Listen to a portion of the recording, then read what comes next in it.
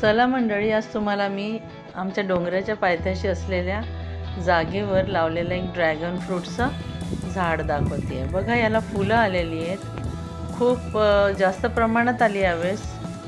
2 वर्षाचं होतं आहे आता हे कंप्लीट।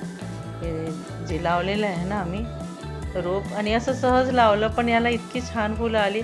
मागच्या वर्षी 2 आली होती ड्रॅगन फ्रूट, खूप छोटं असतानाही। आता बघा इतकी मोठी मोठी फुलं।